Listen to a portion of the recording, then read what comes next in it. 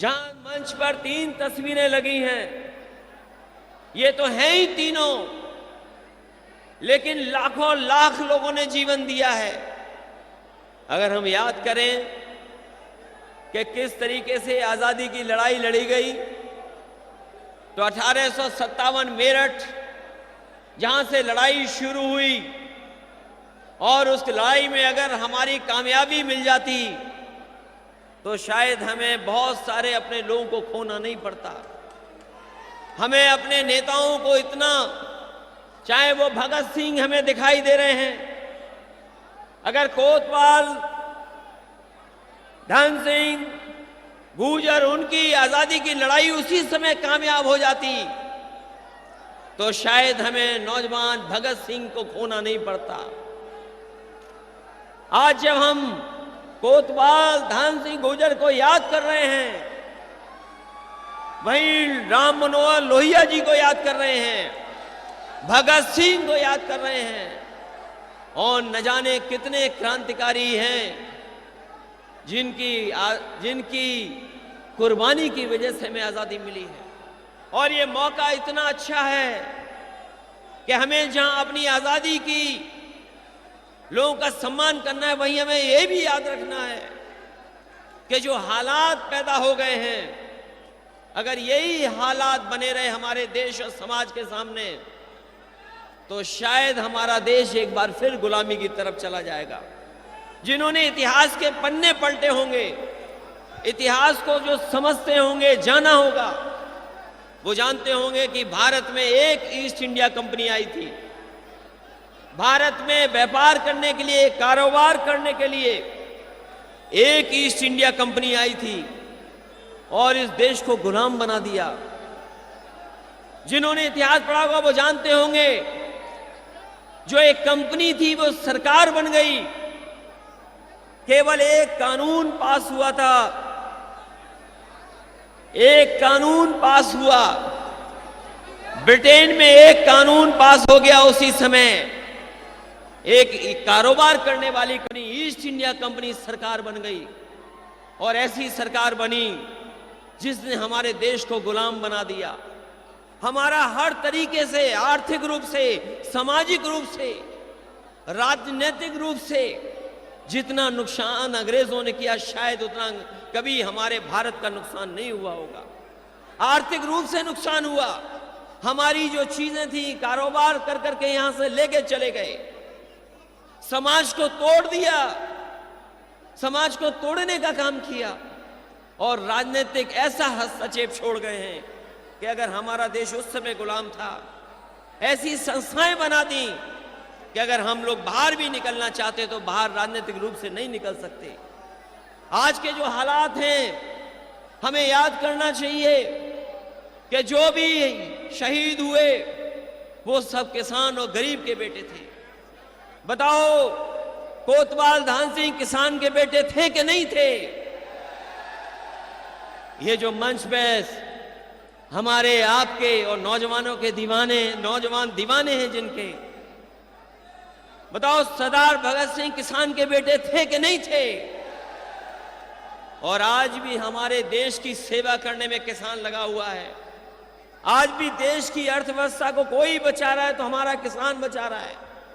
हमारी अगर सीमाओं की कोई रक्षा कर रहा है तो उसी किसान के बेटे, वही नौजवान जो जवान वहां सीमा पर खड़े हैं, वही हमारे देश की रक्षा कर रहे हैं। और देश की हालात कैसे हो गए? आप में से न जाने कितने लोग हैं जो अभी आंदोलन में शामिल हुए। दिल्ली के आंदोलन में आप लोगों ने समर्थन किया।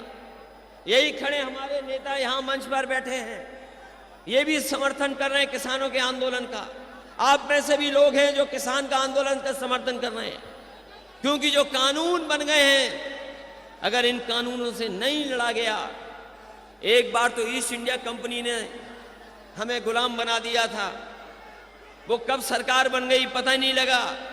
उसी तरह भारतीय जनता पार्टी की सरकार लगातार ऐसे कानूनों को ला रही है कि अगर वो कानून लागू हो गए तो जिस तरीके से ईस्ट इंडिया कंपनी ने गुलाम बनाया था, ये तीनों कानून जब लागू हो जाएंगे तो हो सकता है हमारा किसान भी बड़ी बड़ी कंपनियों का गुलाम हो जाए, हमारे किसानों की खेती छिन जाए। इसलिए जरूरी इस बात की है कि जो लड़ाई उस समय लड़ी गई थी, अगर किसान एकजुट हो जाएगा, नौजवान एकजुट हो जाएगा, तो इन तीनों कानूनों के खिलाफ भी लड़ाई जीती जा सकती है। क्योंकि ये कानून ऐसे हैं जो आपकी खेती छीन लेंगे, आपको बर्बाद कर देंगे। हम जानना चाहते हैं, अगर ये कानून अच्छे थे तो हमारे किसान क्यों आंदोलन कर रहे हैं? अगर ये कानून में अच्छाई थी तो अभी भी तीनों सीमाओं पर किसान बैठे हुए हैं। हमें खुशी है इस बात की कि पंजाब और हरियाणा के किसानों ने न केवल पंजाब हरियाणा के किसानों को जगाया, बल्कि वहां के किसानों ने पूरे देश के किसानों को जगाने का काम किया है। मैं बधाई देता हूं किसानों के आंदोलन चलाने वालों को कि उनके आंदोलन की वजह से किसान जाग गया है और किसान जानता है कि जब तक उसका हक नहीं मिलेगा तब तक किसान उस आंदोलन से पीछे हटने वाला नहीं है। मुझे खुशी है इस बात की कि आज जब हम शहीदों को याद कर रहे हैं, जब आंदोलन में जरूरत पड़ी थी कि यहां के लोग पहुंचे, तो यहीं के नौजवान भी वहां पर जाकर के समर्थन किए थे। यही अतुल प्रधान ने भी समर्थन किया था, यहां के नौजवानों ने भी समर्थन किया था, और उसका परिणाम यह है जब समर्थन सब तरीके से, सब तरफ से आने लगा, सभी राजनीतिक दल समर्थन करने लगे, सभी ने समर्थन किया उन किसान आंदोलन चलाने वालों का, किसानों का, और उसका परिणाम हुआ कि सरकार को पीछे हटना पड़ा, सरकार को स्वीकार करना पड़ा कि ये कानून अच्छे नहीं हैं, और 1 साल से ज्यादा पीछे कर दिए कानून। और हम तो कहते हैं कि आने वाले समय में बंगाल से चुनाव हार गई भारतीय जनता पार्टी, और अगर उत्तर प्रदेश की जनता ने भारतीय जनता पार्टी को हरा दिया तो ये तीनों कानूनों का पता नहीं लगेगा, भारतीय जनता कभी ये 3 कानून लागू नहीं कर पाएगी। इसलिए इन तीनों कानून से हम और आप जुड़े हैं। किसान केवल पेट नहीं भरता, हमें कपड़े भी पहनाता है।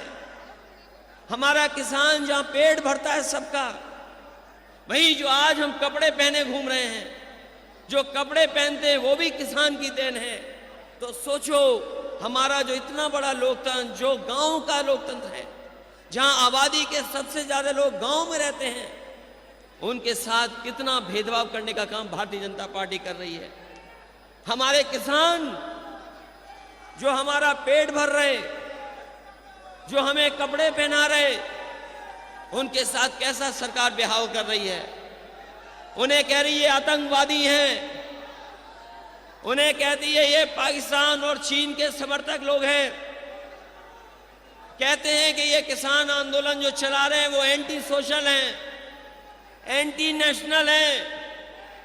मैं इतने लोगों के सामने कहना चाहता हूं, बड़ी जिम्मेदारी से पत्रकार साथियों के सामने, कि जो लोग इस आंदोलन को, किसानों के आंदोलन को बदनाम कर रहे हैं, जो किसानों पर आरोप लगा रहे हैं, जो किसानों को कह रहे हैं कि ये दलाल हैं, आतंकवादी हैं, मैं उनसे कहना चाहता हूं, जो किसानों का आंदोलन खत्म करना चाहते हैं वो सबसे एंटी सोशल, एंटी नेशनल लोग हैं जो हमारे किसानों का आंदोलन खत्म करना चाहते हैं। बताओ किसान भाइयों,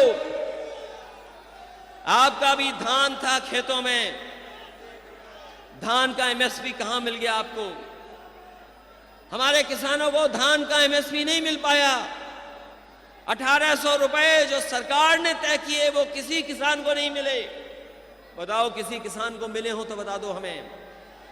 और वही नहीं, गन्ने का भुगतान देने की बात कही सरकार ने। यही भारतीय जनता पार्टी के लोग कहते थे 1 हफ्ता 2 हफ्ता तब होंगे जब हमारे किसानों का गन्ने का भुगतान हो जाएगा। आज भी वेस्टर्न यूपी में सबसे ज्यादा किसानों को इंतजार करना पड़ रहा है, अभी भी गन्ने का पूरा भुगतान नहीं हुआ है। बताओ किसान भाइयों, कहां भुगतान हो गया आपका? अगर भुगतान हुआ हो तो बताओ। और 4 साल से सरकार चल रही है, जश्न मना रही है सरकार, जश्न मनाने का काम कर रही सरकार। बताओ, आपके गन्ने की कहीं कीमत बढ़ाई हो तो बता दो आप। जो कीमत सरकार समाजवादी लोगों ने बढ़ाई, उतनी कीमत अभी तक ये नहीं बढ़ा पाए हैं। हमारे किसानों के सामने महंगाई कर दी। ये डीजल, ये पेट्रोल, बताओ कितना महंगा हो गया डीजल और पेट्रोल। लगातार महंगा होता चला जा रहा है। ऐसा तालमेल व्यापार का और राजनीति का कभी किसी ने नहीं देखा होगा। ऐसा तालमेल व्यापारियों का और राजनीति करने वाले जो राजनेता सत्ता में हैं, उनका इतना तालमेल कभी नहीं देखा होगा कि अगर मुनाफा हो रहा है तो उद्योगपतियों का हो रहा है, बड़े लोगों का हो रहा है। अभी मुनाफा हमारे गरीब किसान का नहीं हो पा रहा। ऐसा तालमेल पूरे देश के राजनीतिक इतिहास में किसी ने नहीं देखा होगा। हम तो जानना चाहते नहीं भारतीय जनता पार्टी के लोगों से कि ये जो मुनाफा कमा रहे हो डीजल पेट्रोल से, आखिरकार इसका पैसे का मुनाफा जा कहां रहा है? ये जो डीजल पेट्रोल महंगा हो रहा है, इसका मुनाफा आखिरकार किसके पास जा रहा है? जिस देश की बैंकें डूबने लगे, जिस देश का किसान रोने लगे, और जिस देश का किसान नौजवान के हाथ में काम, नौकरी, रोजगार ना हो। सोचो कभी किन बातों को लेकर के आजाद हुआ है देश। हमारे शहीदों ने जान दे दी, फांसी के फंदे पर लटक गए, लाखों लाखों लोगों की जान चली गई, गांव उजाड़ दिए गए, जो आए तोप के गोले से उड़ा दिए गए। बताओ, इसलिए तो नहीं कि हमारा देश पीछे चला जाएगा। किसान का हालात क्या है? और जिस देश के किसान पिछड़ जाएं, खेती बर्बाद होने लगे, जिस देश की बैंक डूबने लगे, और जिस देश के नौजवानों के हाथ में नौकरी ना हो, तो बताओ वो देश आगे कैसे जाएगा? यही लोग जो सपना दिखा रहे हैं विश्व गुरु का, ये विश्व गुरु का सपना देखने वाले लोग, बताओ विश्व गुरु कैसे बनेगा? हमारे नौजवानों के हाथ में नौकरी नहीं होगी, रोजगार नहीं होगा, तो विश्व गुरु कैसे बन जाएगा? कैसे विश्व गुरु बनेगा? और इतने झूठे वादे किसी सरकार ने नहीं किए होंगे जितने वादे झूठे सरकार ने किए हैं। आज तक जितने फैसले सरकार ने लिए हैं, सब फैसले गलत हैं। याद करो, हमने आपने न जाने कितनों ने भरोसा कर लिया कि नोटबंदी हो जाएगी तो भ्रष्टाचार खत्म हो जाएगा। भरोसा कर लिया देश की जनता ने, और नोटबंदी के होने के बाद कितना समय गुजर गया। बताओ, नोटबंदी से कहां भ्रष्टाचार खत्म हो गया, कहां काला धन आ गया? और जिस तरीके से जीएसटी लागू की गई, जिस तरीके से जीएसटी लागू की गई, हमारा व्यापार बर्बाद हो गया। व्यापारी रो रहे हैं, कारोबार ठप हो गया, और अब वैश्विक महामारी आ गई है। ये वैश्विक महामारी न जाने कैसी आई। मैं यहां आया हूं, उससे पहले पता लगा बहुत सारी जगह पर लॉकडाउन हो गया है, कई जगह पाबंदियां लगना शुरू हो गई हैं। कभी कभी हम सोचते हैं राजनीति में ये वैश्विक महामारी केवल विपक्ष के लिए है, क्योंकि बंगाल में चुनाव चल रहा, सभाएं हो रही हैं, कोई असर नहीं पड़ रहा वहां पर। लेकिन ऐसी वैश्विक महामारी आई कि सरकार ने कहा कि हम और आप लोग अपने नाक और मुंह बंद कर लें। हमने सरकार का कहना मान लिया, हमने नाक और मुंह बंद कर लिया। हम लोग कितनी कठिनाइयों में रहे, परेशानियों में रहे। बाहर निकले तो पुलिस ने लाठी मार के अंदर कर दिया, कर्फ्यू लगा दिया, अपमानित होना पड़ा, लोगों को जेल जाना पड़ गया। हम लोगों ने सबने सरकार का कहना माना कि अगर वैश्विक महामारी में बचना है तो अपने नाक और मुंह बंद कर लो। हम लोगों ने नाक और मुंह बंद कर लिए। लेकिन इसी दौरान ऐसे 3 कानून पास कर दिए, और पता नहीं क्या कारण है कि जनता की तकलीफ भारतीय जनता पार्टी को नहीं दिखाई दे रही, न सुनाई दे रही है। अगर हमने नाक और मुंह बंद कर लिया तो भारतीय जनता पार्टी ने अपने कान और आंख बंद कर लिए, उन्हें तकलीफ नहीं दिखाई दे रही किसी की। इसलिए ये इसी तरह के कार्यक्रम कहीं ना कहीं सरकार के आंख और कान खोलने का भी काम करेंगे। ये बहुत ऐतिहासिक दिन मैं इसलिए कह रहा हूं, ये बहुत ऐतिहासिक दिन इसलिए मैं कहता हूं क्योंकि तीन महापुरुष लोग हैं, तीनों को हम लोग याद कर रहे हैं। अगर हम कोतवाल धन सिंह गुर्जर जी को याद कर रहे हैं तो वो 1857 की लड़ाई में सबसे आगे कूद गए थे। उन्होंने लड़ाई को धार दी। कोतवाल धन सिंह गुर्जर ने न जाने कितनों को साथ लेकर के जो उस समय क्रांति चला रहे थे उनका मनोबल जोश बढ़ाने का काम किया था, और उसी की वजह से उन्हें फांसी के फंदे पर झूलना पड़ गया था। दूसरे हमारे सरदार भगत सिंह हैं, जिन्होंने न केवल देश को आजादी दिलाने के लिए अपने जान न्यौछावर कर दी, नई तरह की क्रांति पैदा कर दी, और सरदार भगत सिंह जैसी क्रांति पैदा करने वालों की वजह से न केवल नौजवान बल्कि पूरा देश जाग गया था। कहां उनके साथियों ने मिलकर के बदला लिया था, और बाद में जाकर के जेल जाना पड़ गया। जेल में रहे, जेल के अन्याय उत्पीड़न से लड़े, और अगर इन्हें भूख हड़ताल भी करनी पड़ी तो शायद वो पहले क्रांतिकारी होंगे, सरदार भगत सिंह, जिन्होंने जेल में जाकर के भूख हड़ताल की और अंग्रेजी हुकूमत को झुकाने का काम किया। उन्होंने परवाह नहीं की, सरदार भगत सिंह ने परवाह नहीं की कि उन्हें फांसी के फंदे पर चढ़ा दिया जाएगा। अपील कर सकते थे, लेकिन वो अपील नहीं की। उन्होंने अपील इसीलिए नहीं की, उन्होंने कहा कि अगर क्रांतिकारी अपील कर लेगा तो हमारे जो नौजवान हैं, हमारे भारत के इतने लोग हैं जो आजादी की लड़ाई लड़ रहे हैं, उनकी लड़ाई कहीं कमजोर ना हो जाए। उनके वकील ने जब देखा कि जिस दिन फांसी के फंदे पे चढ़ने जा रहे थे, उसकी रात जब वो गए उसके अंदर और देखा, जब सरदार भगत सिंह को लौट करके आए, उन्होंने कहा कि जेल चाहे छोटी हो, लेकिन वो ऐसा लग रहा है कि अपने छोटे से पिंजरे में शेर रात भर घूमता रहा है, वो घबराया नहीं।